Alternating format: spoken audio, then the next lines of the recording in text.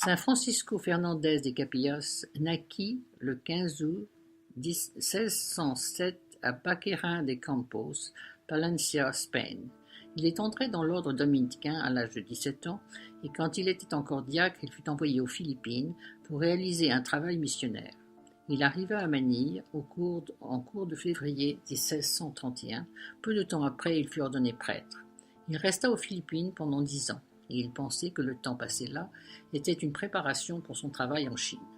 En 1641, il reçut la permission d'aller en Thaïlande avec son ami le père Francisco Diaz. Ils furent chassés par les Hollandais à la fin de la même année. Il arriva dans la province de Fujian en mars 1642. Là, il rejoignit les Dominicains qui avaient survécu les persécutions antérieures. Pendant plus de 2 ans, saint François connut une très bonne période pour l'évangélisation. Il fonda une communauté du tiers-ordre de Saint-Dominique et le 4 novembre 1645, son ami, le père Francisco Diaz, est mort de cause naturelle. Plus tard, le même jour, les Mandchous envahirent la ville de Fujian dans leur conquête sur la dynastie Ming.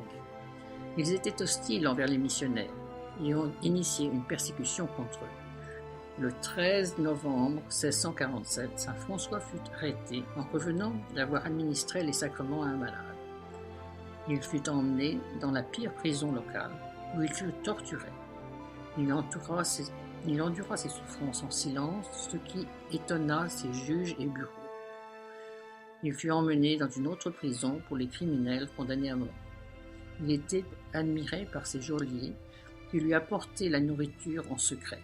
En prison, il écrivit « Je suis ici, avec d'autres prisonniers, et nous sommes devenus amis.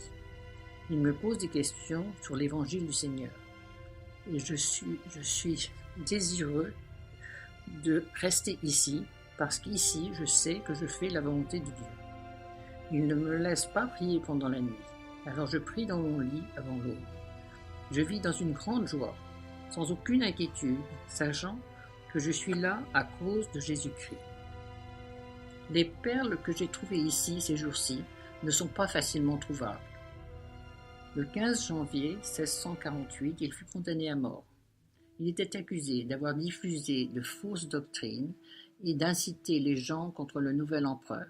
Il fut décapité plus tard le jour même. Saint Francisco a été béatifié par le pape Pie X le 2 mai 1909 et canonisé par le pape Saint Jean-Paul II le 1er octobre 2000. Le Saint-Siège le considère comme un proto-martyr. Sa fête est célébrée le 15 janvier.